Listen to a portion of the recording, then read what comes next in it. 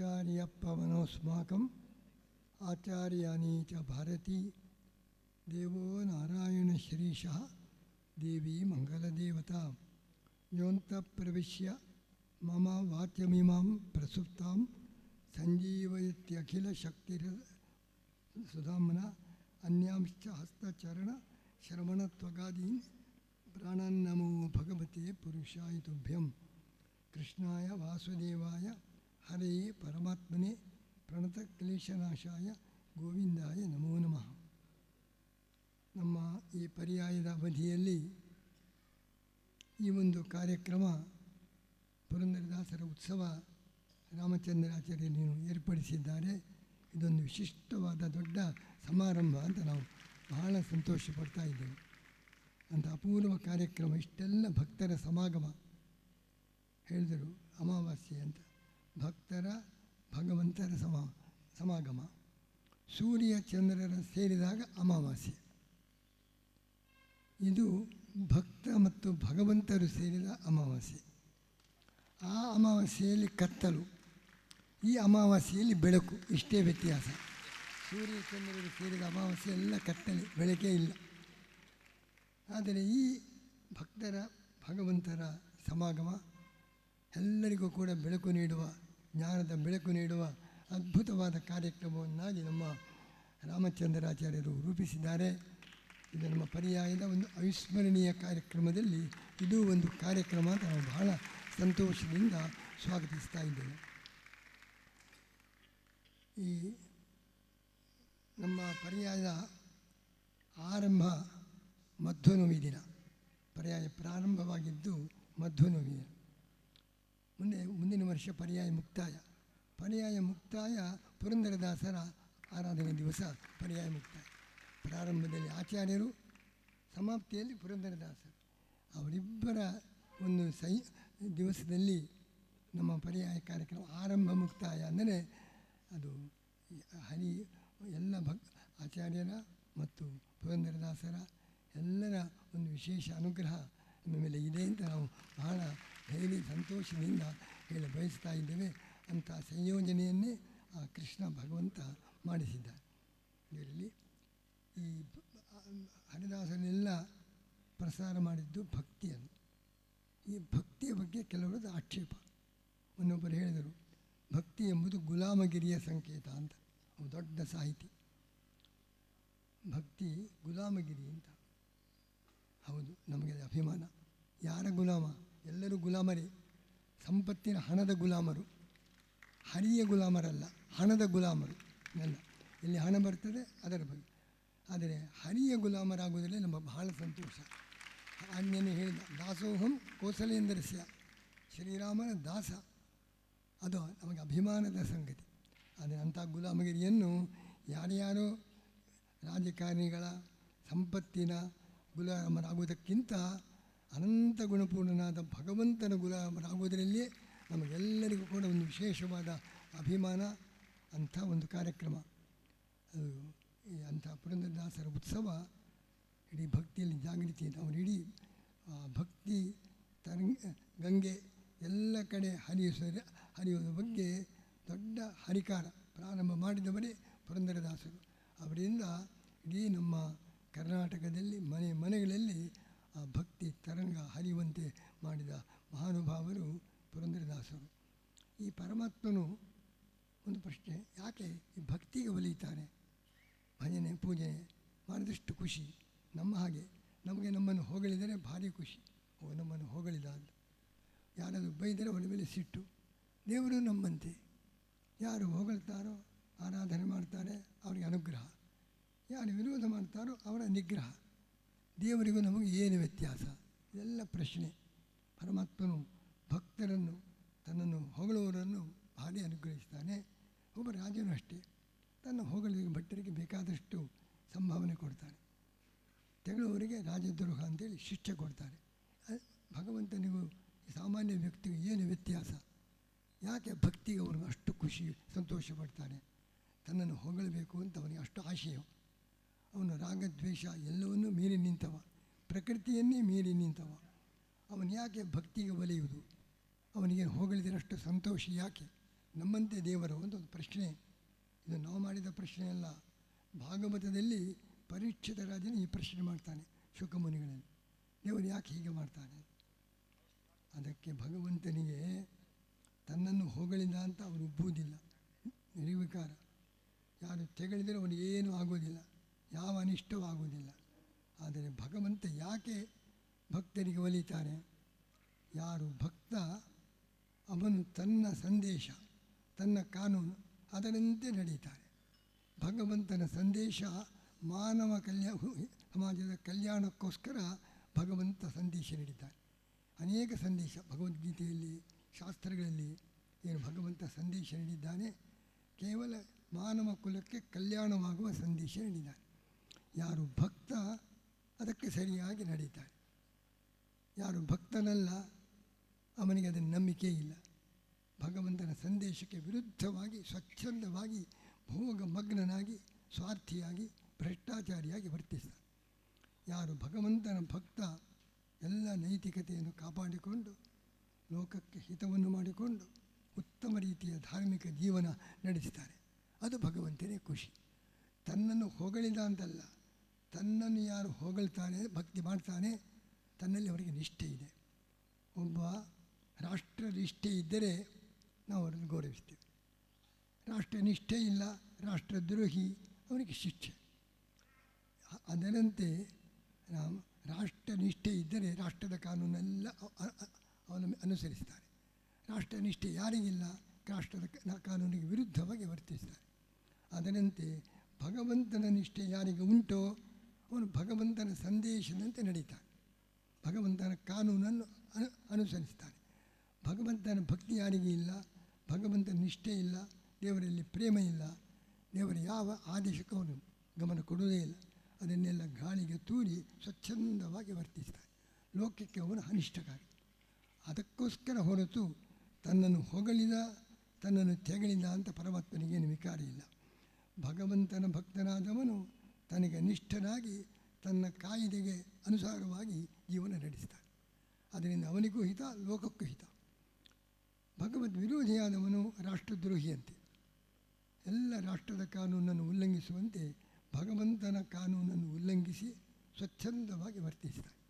ಅದಕ್ಕೋಸ್ಕರ ಭಗವಂತ ಭಕ್ತನಿಗೆ ಒಲಿಯುವುದು ತನ್ನನ್ನು ಹೊಗಳಿಲ್ಲ ಅಂತಲ್ಲ, ತನ್ನ ನಿಯಮದ, ತನ್ನ ಸಂದೇಶದಂತೆ ನಡೀತಾನೆ, ತನ್ನನ್ನು ಕಾನೂನನ್ನು ಉಲ್ಲಂಘಿಸುವುದಿಲ್ಲ. ಅದರಿಂದ ಲೋಕಕ್ಕೆ ಹಿತ, ಸಜ್ಜನರಿಗೆ ಹಿತ. ಈ ದೃಷ್ಟಿಯಿಂದ ಭಗವಂತ ಭಕ್ತರನ್ನು ಒಲಿದು ಹೊರತು ತನ್ನನ್ನು ಹೊಗಳಿದ ಅಂತ ಆ ಥರದ ನಮ್ಮಂಥ ಸಂಕುಚಿತ ದೃಷ್ಟಿ ಭಗವಂತನಿಗೆ ಇಲ್ಲ. ಅವನು ಎಲ್ಲ ವಿಕಾರವನ್ನು ಮೀರಿದವನು. ಇದನ್ನು ನಾವು ಅರ್ಥ ಮಾಡಿಕೊಳ್ಬೇಕು. ಒಂದು ಕಥೆ ಇದೆ. ಉದ್ಯೋಗ ಪರ್ವದಲ್ಲಿ ವಿದುರ ಬಂದ. ವಿದುರ ಧೃತರಾಷ್ಟ್ರನ ಬಳಿಗೆ ಬಂದ. ಕೃಷ್ಣ ಬರ್ತಾನೆ, ಪಾಂಡವರ ಶಾಂತಿ ದೂತನಾಗಿ ಕೃಷ್ಣ ಬರ್ತಾನೆ. ವಿದುರ ಕೇಳ್ತಾನೆ ಧೃತರಾಷ್ಟ್ರನಲ್ಲಿ, ಅವನ ಸ್ವಾಗತಕ್ಕೆ ಏನು ಏರ್ಪಾಡು ಮಾಡಿದೆ ಅಂತ. ಓ ಕೃಷ್ಣ ಅಂತಾರಾಷ್ಟ್ರೀಯ ವ್ಯಕ್ತಿ, ಭಾರಿ ದೊಡ್ಡ ವ್ಯಕ್ತಿ, ಜಗತ್ತಿನಲ್ಲಿ ಬಹಳ ವ್ಯಕ್ತಿ, ದೊಡ್ಡ ಶ್ರೇಷ್ಠ.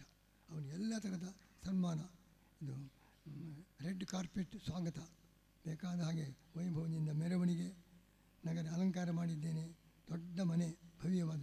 ದುರ್ಯೋಧನ ಮನೆಗಿಂತಲೂ ಭವ್ಯವಾದದ್ದು ದುಶ್ಯಾಸನ ಮನೆ, ಅಲ್ಲಿ ಅವನಿಗೆ ವಸತಿ ಏರ್ಪಾಡು ಎಲ್ಲ ಬಹಳ ವೈಭವದ ಸ್ವಾಗತಕ್ಕೆ ವ್ಯವಸ್ಥೆ ಮಾಡಿದ್ದೇನೆ. ಇದ್ರೆ ಹೇಳ್ತಾನೆ, ನಿನ್ನ ಹೊರಗಿನ ಕಣ್ಣು ಮಾತ್ರ ಅಲ್ಲ, ಒಳಗಿನ ಕಣ್ಣು ಕೂಡ ಕುರುಡಿ. ಕೃಷ್ಣನಿಗೆ ಇಷ್ಟೆಲ್ಲ ಸ್ವಾಗತ ಮಾಡುವ ಉದ್ದೇಶ ಏನು ನಿನಗೆ? ಮತ್ತೇನು ಉದ್ದೇಶ ಅಲ್ಲ, ಇದೊಂದು ಪೊಲಿಟಿಕಲ್ ಸ್ಟಂಟ್. ಕೃಷ್ಣನನ್ನು ಹೇಗಾದರೂ ಪಾಂಡವರ ಕಡೆಯಿಂದ ಪಕ್ಷಾಂತರ ಮಾಡಬೇಕು. ಪಕ್ಷಾಂತರದ ಪ್ರಾರಂಭ ಆವಾಗಲೇ ಆಗಿತ್ತು. ಕೃಷ್ಣನ ಹೇಗಾದರೂ ವೈಭವದಿಂದ ಸ್ವಾಗತ ಮಾಡಿ, ಸನ್ಮಾನ ಮಾಡಿ, ಗೌರವ ಕೊಟ್ಟು ತಮ್ಮ ಪಕ್ಷಕ್ಕೆ ಎಳಿಬೇಕು. ಆತ ಮಾಡಿದ ಶಲ್ಯನಿಗೆ. ಶಲ್ಯ ಪಾಂಡವರ ಕಡೆಗೆ ಅಂತ ಬಂದವ. ಭಾರೀ ವ್ಯವಸ್ಥೆ ಮಾಡಿ, ದಾನಿ ಉದ್ದಕ್ಕೂ ಸ್ವಾಗತ ವ್ಯವಸ್ಥೆ ಮಾಡಿ, ಉಪಾಯದಿಂದ ಪಾಂಡವರ ಪಕ್ಷ ಬಿಟ್ಟು ತನ್ನ ಪಕ್ಷಕ್ಕೆ ಬರುವಂತೆ ದುರ್ಯೋಧನ ಮಾಡಿ ಪಕ್ಷಾಂತರ ದುರ್ಯೋಧನ ಆರಂಭಿಸಿದವ. ಕೃಷ್ಣನನ್ನು ಕೂಡ ಇದೇ ರೀತಿ ಪಕ್ಷಾಂತರ ಮಾಡಬೇಕು, ಪಾಂಡವರ ಕಡೆಯಿಂದ ತನ್ನ ಕಡೆಗೆ ಎಳೆಯಬೇಕು ಎಂಬಂಥ ಕುತಂತ್ರ.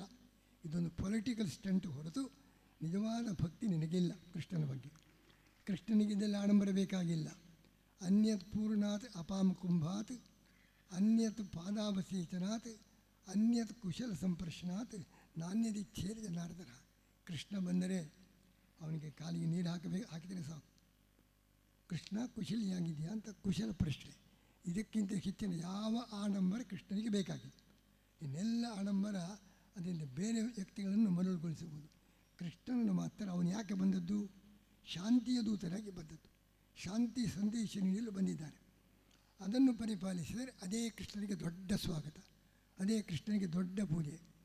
ಕೃಷ್ಣನ ಸಂದೇಶಕ್ಕೆ ಬೆಲೆ ಕೊಡದೆ ತನ್ನ ಆಗ್ರಹವನ್ನೇ ಮುಂದುವರಿಸಿಕೊಂಡು ಕೃಷ್ಣನಿಗೆ ಎಷ್ಟು ಸ್ವಾಗತ ಮಾಡಿದರೂ ಕೃಷ್ಣ ಅದನ್ನು ಸ್ವೀಕಾರ ಮಾಡುವುದಿಲ್ಲ. ಅದು ನಿನ್ನ ಭಕ್ತಿ ಬರೀ ಪ್ರದರ್ಶನದ ಭಕ್ತಿ. ನಿಜವಾದ ಭಕ್ತಿ ಆದರೆ ಕೃಷ್ಣ ಹೇಳಿದಂತೆ ನಡೆಯಬೇಕು. ಇದು ವಿದುರ ಧೃತರಾಷ್ಟ್ರನಿಗೆ ಹೇಳಿದ. ಅದು ಅವನಿಗೆ ಸರಿ ಅರ್ಥ ಆಗಲೇ ಇಲ್ಲ, ಅವನನ್ನು ಗಮನ ಕೊಡಲೇ ಇಲ್ಲ. ಆ ರೀತಿ ಭಕ್ತಿಯಿಂದಲೇ ಪರಮಾತ್ಮ ಅಪೇಕ್ಷೆ ಮಾಡೋದು. ಬರೀ ತನ್ನ ಪೂಜೆ ಬೇಕು, ಅದು ನಾವು ಭಕ್ತಿಯನ್ನು ಮಾಡೋಣ ದೇವರಿಗೋಸ್ಕರ. ಭಗವಂತ ಅಪೇಕ್ಷೆ ಮಾಡುವುದು ತನ್ನ ಸಂದೇಶದಂತೆ ನಾವು ನಡಿಬೇಕು. ಅದರಿಂದ ಅವನಿಗೂ ಹಿತ, ಲೋಕಕ್ಕೂ ಹಿತ. ಇಂಥ ಒಂದು ದೊಡ್ಡ ಸಂದೇಶವನ್ನು ಭಾರತದ ಉದ್ಯೋಗ ಪರ್ವದಲ್ಲಿ ವಿದುರ ಧೃತರಾಷ್ಟ್ರನಿಗೆ ಹೇಳ್ತಾ ಇದ್ದಾನೆ. ಕೃಷ್ಣನನ್ನು ಸ್ವಾಗತಿಸುವ ಪರಿ ಹೀಗೆ. ಈ ಬರೀ ಆಡಂಬರ ಅಲ್ಲ, ಬರೀ ಪೂಜೆ ಅಲ್ಲ. ಅವನ ಅಪೇಕ್ಷೆ ಮಾಡುವುದು ಎಲ್ಲರಿಗೂ ಕೂಡ ಅವನಿಗೆ ಸಂದೇಶ ನೀಡ್ತಾ ಇದ್ದಾನೆ. ಅದರಂತೆ ನಡೆದರೆ ಅದು ಅವನಿಗೆ ಪ್ರೀತಿ. ಅದಕ್ಕೆ ನೀನು ಸಿದ್ಧರಾಗು. ಆಗ ಕೃಷ್ಣನ ನಿಜವಾದ ಭಕ್ತ ನೀನು. ನಿಜವಾದ ಪೂಜೆ ಈಗ ಮಾಡೋದು ಬರೀ ಸ್ವಾರ್ಥ ದೃಷ್ಟಿಯಿಂದ ಮಾಡುವ ಪೂಜೆ ಅಂತ. ಇದು ಅದರಿಂದ ಕೃಷ್ಣನು ಭಕ್ತಿಗಲ್ಲ. ಭಕ್ತಿ ಒಲಿಯುವುದು ಅಂದರೆ ಭಕ್ತಿಯಿಂದ ನಾವೇನು ಪರಮಾತ್ಮನ ಆದೇಶದಂತೆ ನಡೆಯುತ್ತೇವೆ ಅದನ್ನೇ ದಾಸರು ಕಾಗದ ಬಂದಿದೆ ನನಗೆ ಕಮಲನಾಭನು ತಾನೇ ಬರೆದ ಕಾಗದ ಬಂದಿದೆ. ಆ ಕಾಗದಲ್ಲಿ ಏನುಂಟು? ಇಂಥ ಕೆಟ್ಟ ಕೆಲಸ ಮಾಡಬೇಡ, ಇಂಥ ಒಳ್ಳೊಳ್ಳೆಯ ಕೆಲಸ ಮಾಡಬೇಕು ಅಂತ ಹಾಡೆಲ್ಲ ನಿಮಗೆ ಗೊತ್ತೇ ಇದೆ. ಆ ಕಾಗದ ಬಂದಿದೆ, ಕಮಲನಾಭ ತಾನೇ ಬರೆದ ಕಾಗದ. ಇಂಥ ಕೆಟ್ಟ ಕೆಲಸ ಮಾಡಬೇಡಿ, ಇಂಥ ಕೆಲಸ ಮಾಡಬೇಕು, ಇದು ಕಾಗದ, ಇದು ಪರಮಾತ್ಮನ ಸಂದೇಶ. ಅದನ್ನು ನಾವು ನಡೆಸಿದರೆ ಆಗ ಪರಮಾತ್ಮನಿಗೆ ಸಂತೋಷ ಆಗ್ತದೆ. ಅದು ಆಗಬೇಕಾಗಿದ್ದರೆ ಭಕ್ತಿ ಬೇಕು. ಭಕ್ತರಾದರೆ ಮಾತ್ರ ನಮ್ಮಿಂದ ಈ ಕೆಲಸ ಮಾಡಲಿಕ್ಕೆ ಸಾಧ್ಯ. ಈ ದೃಷ್ಟಿಯನ್ನು ಇಟ್ಟುಕೊಂಡು ಆ ಪರಮಾತ್ಮನ ಭಕ್ತಿಯ ಮಹತ್ವ, ಅದರಿಂದ ನಮ್ಮ ಜೀವನ ಪವಿತ್ರ ಆಗ್ತದೆ. ಪುರಂದರದಾಸರೆಲ್ಲ ನೈತಿಕತೆಯ ಸಂದೇಶ ನೀಡಿದ್ದಾರೆ. ಎಷ್ಟೆಷ್ಟು ಪರಮಾತ್ಮನಲ್ಲಿ ಭಕ್ತಿ ಬೆಳೆಯುತ್ತಿದೋ ಅಷ್ಟಷ್ಟು ನಮ್ಮ ನೈತಿಕ ಜೀವನ ಪರಿಶುದ್ಧವಾಗ್ತದೆ. ನಿರ್ಮಲವಾದ ಜೀವನ ಪರಮಾತ್ಮನಿಗೆ ತೃಪ್ತಿ ಆಗ್ತದೆ. ಅದಕ್ಕೋಸ್ಕರ ಭಕ್ತರ ಮೇಲೆ ಪರಮಾತ್ಮನ ಪ್ರೇಮ, ತನ್ನ ಮೇಲೆ ಪ್ರೀತಿಯಿಂದ ನಿಷ್ಠೆಯಿಂದ ತನ್ನ ಸಂದೇಶದಂತೆ ಇವರು ಕಾರ್ಯ ನಡೆಸ್ತಾರೆ ಎಂಬಂಥ ಭಗವಂತನ ಪ್ರೀತಿ ಅದನ್ನು ನಾವು ಗಳಿಸಬೇಕು. ಅದಕ್ಕಾಗಿ ಭಕ್ತಿ ಮಾಡಬೇಕು. ಭಕ್ತಿಯಿಂದ ನಾವು ಮಾಡಬೇಕಾದ ನಮ್ಮ ಜವಾಬ್ದಾರಿ ಕರ್ತವ್ಯ ಅದನ್ನು ನಿರ್ವಹಿಸಬೇಕು. ಇದೇ ಕೃಷ್ಣನ ಸಂದೇಶ. ಅಂಥ ಒಂದು ಭಗವದ್ಭಕ್ತಿಯ ಸಂದೇಶವನ್ನು ದಾಸರೆಲ್ಲ ನಮಗೆ ನೀಡಿದ್ದಾರೆ. ಈಗಾಗಲೇ ನಮ್ಮ ಪುತ್ತಿಗೆ ಸ್ವಾಮಿಗಳವರು ಹೇಳಿದರು ವಾಲಿಯ ಸುಗ್ರೀವನ ಕಥೆ. ಸುಗ್ರೀವ ವಾಲಿ ಇಬ್ಬರು ಜಗಳಾಡಿದರು. ಯುದ್ಧ ನಡೆಯಿತು. ಸುಗ್ರೀವ ಪೆಟ್ಟು ತಿಂದ.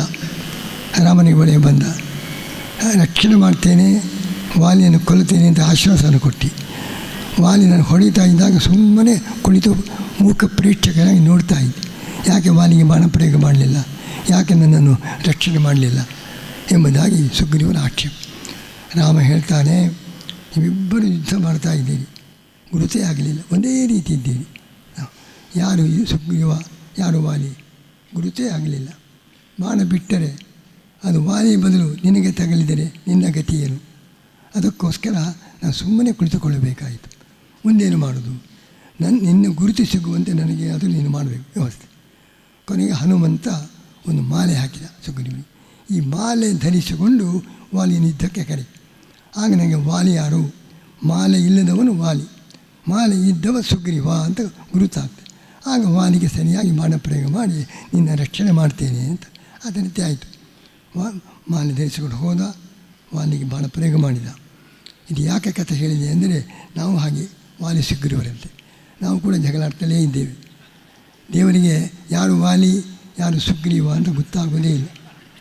ಭಗವಂತನೇ ನಮ್ಮ ಗುರುತು ಸಿಗಬೇಕಾಗಿದ್ದರೆ ನಾವು ಆಗ ಮಾಲೆ ಧರಿಸಿದಂತೆ ಹನುಮಂತ ಕೊಟ್ಟ ಮಾಲೆಯನ್ನು ಸುಗ್ರೀವ ಧರಿಸಿದಂತೆ, ಹನುಮಂತ ಅಂದರೆ ಯಾರು?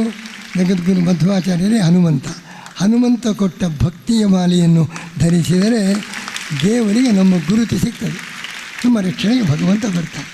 ಅಂಥ ಭಕ್ತಿ ಮಾಲೆ ಶ್ರೀಮದಾಚಾರ್ಯರು ಕೊಟ್ಟದ್ದು. ಅದನ್ನು ನಮಗೆಲ್ಲ ಪುರಂದರದಾಸರು ನೀಡಿ ಆ ಮೂಲಕ ಭಗವಂತನಿಗೆ ನಮ್ಮ ಗುರುತು ಸಿಗುವ ಹಾಗೆ ನಾವು ವರ್ತಿಸುವಂತಹ, ಆ ಮೂಲಕ ನಮ್ಮೆಲ್ಲರ ಉದ್ಧಾರದ ದಾರಿಯನ್ನು ತೋರಿಸಿದ ಮಹಾನುಭಾವರು ಅಂಥ ಪುರಂದರದಾಸರು. ಅಂಥ ಪುರಂದರದಾಸರ ಉತ್ಸವ ಇವತ್ತು ರಾಜಾಂಗಣ ದಾಸಾಂಗಣ ಆಗಿದೆ. ರಾಜಾಂಗಣಕ್ಕೆ ಆ ದಾಸಾಂಗಣದ ಅಂಥ ವೈಶಿಷ್ಟ್ಯ ಬಂದಿದೆ. ಬಹಳ ನಮಗೊಂದು ಸಂತೋಷದ ಘಟನೆಯಾಗಿದೆ. ಇದು ಬರೀ ದಾಸಾಂಗಣ ಅಲ್ಲ, ದಾಸರಾಜಾಂಗಣ. ದಾಸರಾಜರು ನಮ್ಮ ಪುರಂದರದಾಸರು. ಅಂಥವರ ಅಂಗನಾಗಿ ನಾವೆಲ್ಲರೂ ಕೂಡ ಇಲ್ಲಿ ಸೇರಿ ಈ ಭಕ್ತಿಯ ಉತ್ಸವದಲ್ಲಿ ನಾವೆಲ್ಲ ಸೇರುವಂತೆ ಮಾಡುವ ದೊಡ್ಡ ಸಾಧನೆ ನಮ್ಮ ರಾಮಚಂದ್ರಾಚಾರ್ಯರ ಬಗ್ಗೆ. ಆ ಚಂದ್ರ ಅಮಾವಾಸ್ಯೆಯಲ್ಲಿ, ಈ ಚಂದ್ರ ಅಮಾವಾಸ್ಯೆ ಹುಣ್ಣಿಮೆಯ ಚಂದ್ರ ಅಂತ ರಾಮಚಂದ್ರಾಚಾರ್ಯರು ತಮ್ಮ ಕಾರ್ಯಕ್ರಮ ಭಕ್ತಿ ಮೊದಲು ತಮ್ಮ ಹಾಡುಗಳಿಂದ ಎಲ್ಲ ಜನಮಾನಸವನ್ನು ಗೆದ್ದರು. ಆಮೇಲೆ ಅದು ಸಾಲದವರಿಗೆ ಎಲ್ಲರಿಂದಲೂ ಹಾಡಿಸಿದರು, ಎಲ್ಲರಿಂದಲೂ ಪ್ರವಚನ ಮಾಡಿಸಿದರು. ಈಗ ಪುಸ್ತಕ ಪ್ರಕಾಶನ ಕಾರ್ಯ ಎಲ್ಲ ರೀತಿಯಿಂದ ಜ್ಞಾನಭಕ್ತಿ ಪ್ರಸಾರಕ್ಕೋಸ್ಕರ ತನ್ನನ್ನೇ ಅರ್ಪಿಸಿಕೊಂಡು ಸೇವೆ ಸಲ್ಲಿಸುತ್ತಿರುವ ರಾಮಚಂದ್ರಾಚಾರ್ಯರ ಒಂದು ಸೇವೆ. ದಾಸರೆಂದರೆ ಪುರಂದರದಾಸರೆಯ, ದಾಸರೆಂದರೆ ರಾಮಚಂದ್ರಾಚಾರ್ಯರಲ್ಲ ಎಂಬುದಾಗಿ ನಾವು ಹೇಳಬೇಕಾದಂಥ ಸಂದರ್ಭ ಬಂದಿದೆ. ಆ ರೀತಿಯ ಉತ್ತಮವಾದ ಒಂದು ಕಾರ್ಯ, ಭಕ್ತಿ ಪ್ರಸಾರದ ಕಾರ್ಯ. ಎಲ್ಲ ಭಕ್ತರ ಇಷ್ಟು ಜನ ಭಕ್ತರು ಹೋಗೊಟ್ಟುಕೊಂಡು ನಮ್ಮ ಪರ್ಯಾಯದ ಕಾಲದಲ್ಲಿ ನೀವೆಲ್ಲರೂ ಕೂಡ ಬಂದಿರುವುದು ನಮಗೆ ಅತ್ಯಂತ ಸಂಭ್ರಮ ಉತ್ಸಾಹವನ್ನು ನೀಡಿದೆ. ಎಲ್ಲರಿಗೂ ಕೂಡ ಹರೇ ಶ್ರೀನಿವಾಸ ಶ್ರೀಮದಾಚಾರ್ಯರ ಶ್ರೀಕೃಷ್ಣನ ಅನುಗ್ರಹ ಎಲ್ಲರಿಗೂ ಕೂಡ ದೊರೆಯಲಿ. ನಮ್ಮ ರಾಮಚಂದ್ರಾಚಾರ್ಯರಿಂದ ಇನ್ನಷ್ಟು ವಿಶಿಷ್ಟವಾದ ರೀತಿಯ ಸೇವೆ ನಿರಂತರ ನಡೆಸಲಿ ಎಂಬುದಾಗಿ ನಾವು ಪ್ರಾರ್ಥಿಸ್ತಾ, ಇವತ್ತು ನಮ್ಮ ಪುತ್ತಿಗೆ ಶ್ರೀಪಾದಗಳು ಬಹಳ ಆಶ್ಚರ್ಯ. ಅವರು ತಿರುಪತಿಯ ದರ್ಶನ, ಶ್ರೀನಿವಾಸ ದರ್ಶನ ಪಡೆದು ಆ ಶ್ರೀನಿವಾಸ ಕೃಷ್ಣ ಇಲ್ಲಿ ಸನ್ನಿಧಾನಕ್ಕೆ ಅವರು ಹಾಗೆ ನಾಳೆ ಪುನಃ ಆಸ್ಟ್ರೇಲಿಯಾಕ್ಕೆ ಹೋಗ್ತಾ ಇದ್ದಾರೆ, ಆ ವಿದೇಶಕ್ಕೆ. ಅಲ್ಲಿ ಭಕ್ತಿ ಪ್ರಸಾರಕ್ಕೋಸ್ಕರ ಅಲ್ಲಿ ಕೂಡ ಭಕ್ತಿ ಪ್ರಸಾರದ ಕಾರ್ಯ. ಅಮೆರಿಕದಲ್ಲಿ ಅನೇಕ ಭಕ್ತಿ ಮಂದಿರಗಳು, ಕೃಷ್ಣ ಮಂದಿರ, ದೇವಾಲಯ ಬೇರೆ ಬೇರೆ ದೇಶದಲ್ಲಿ ನಡೆಸಿ ಆ ಭಕ್ತಿ ಪ್ರಸಾರದ ಕಾರ್ಯ ನಮ್ಮ ಪುತ್ತಿಗೆ ಸ್ವಾಮಿಗಳು ನಡೆಸ್ತಾ ಇದ್ದಾರೆ. ನಾನು ಹೇಳೋದುಂಟು, ನಾವು ಧನುಸ್ಸು, ಅವರು ಬಾಣ. ಧನುಸ್ಸು ಇದ್ದಲ್ಲಿ ಇರ್ತದೆ, ಬಾಣ ಮಾತ್ರ ಎಲ್ಲ ಕಡೆ ಹೋಗ್ತದೆ. ಅದರಂತೆ ನಮ್ಮ ಪ್ರತಿನಿಧಿಗಳಾಗಿ ದೇಶ ವಿದೇಶದಲ್ಲಿ ಭಕ್ತಿ ಪ್ರಸಾದ ಕಾರ್ಯ ಅವರಿಂದ ನಡೀತಾ ಇದೆ. ನಮ್ಮ ಸುಬ್ರಹ್ಮಣ್ಯಾದಿ ಮಠಾಧೀಶರು ಕೂಡ ಕಾರ್ಯದ ಒತ್ತಡ, ನಾಳೆ ಬೇರೆ ಈಗ ಅನೇಕ ಕಾರ್ಯಗಳು, ಒಂದು ನಮ್ಮ ಮೇಲಿನ ಒಂದು ಅಭಿಮಾನ ಮತ್ತು ಕಾರ್ಯಕ್ರಮದ ಮೇಲಿನ ಒಂದು ವಿಶೇಷ ಅಭಿಮಾನದಿಂದ ಅವರು ಕೂಡ ಆಗಮಿಸಿ ಈಗ ತಾನೇ ರಾತ್ರಿಯ ಪುನಃ ಪ್ರಯಾಣ, ನಾಳೆದು ಪುನಃ ಸುಧಾಮಂಗಲದ ಸಪ್ತಶತಮಾನೋತ್ಸವದ ಕಾರ್ಯಕ್ರಮದಲ್ಲಿ ಪುನಃ ಆಗಮಿಸಲಿದ್ದಾರೆ. ಅವರೆಲ್ಲರೂ ಕೂಡ ಆಗಮಿಸಿ ಇವತ್ತಿನ ಕಾರ್ಯಕ್ರಮಕ್ಕೆ ಶೋಭೆ ತಂದಿದ್ದಾರೆ. ಅವರನ್ನು ಕೂಡ ಅಭಿನಂದಿಸಿ ಎಲ್ಲ ಭಕ್ತರಿಗೂ ಕೂಡ ಆ ಅನಿವಾಯಿಗಳ ನಿರಂತರ ಅನುಗ್ರಹವಾಗಲಿ ಎಂಬುದಾಗಿ ಪ್ರಾರ್ಥಿಸಿ ನಮ್ಮ ಮಾತನ್ನು ಮುಕ್ತಾಯಗೊಳಿಸ್ತಾರೆ. ಪರಮ ಪೂಜ್ಯ ಶ್ರೀಪಾದಂಗಳವರ ಚರಣಾರವಿಂದಗಳಿಗೆ ಸಾಷ್ಟಾಂಗ ಪ್ರಣಾಮಗಳನ್ನು ಸಲ್ಲಿಸಿ, ಈಗ ಎಲ್ಲ ಶ್ರೀಪಾದಂಗಳವರು ಶ್ರೀನಿವಾಸ ದೇವರ